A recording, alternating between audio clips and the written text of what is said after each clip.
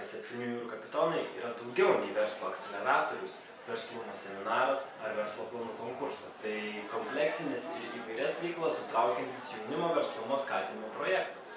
Pirmajame etape išmoksi generuoti idėjas ir pritaikyti jas rinkos poreikiams. Išmoksi planuoti laiką, valdyti stresą bei gerinti savo prezentavimo įgūdžius.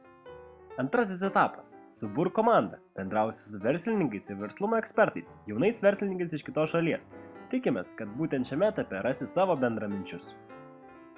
Trečiajame etape turėsi unikalią galimybę apkeliauti aplink Juodąją jūrą, pažinti naujas kultūras, užmegzti naujus ryšius.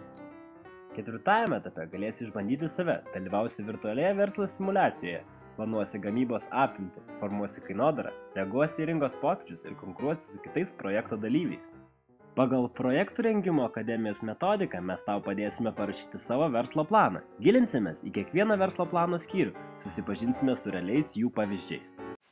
Tikimės, kad po pirmųjų 5 etapų būsi pasiruošęs priimti iššūkį. Pristatysi savo verslo idėją investuotojams, o investuotojai surengs aukcioną. Ir jeigu tau pasiseks, gausi finansavimą savo verslo pradžiai.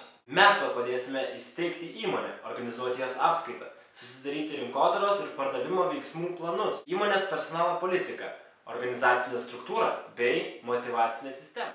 Projektas unikalus tuo, kad mes paimame jaunąjį verslininką už rankos ir vedame jį per visas 7 jūras. Norint dalyvauti projekte, tau nebūtina laužyti galvos ir galvoti naujos verslo idėjas. Tau nebūtina ieškoti komandos, ją gali susirasti projekto metu.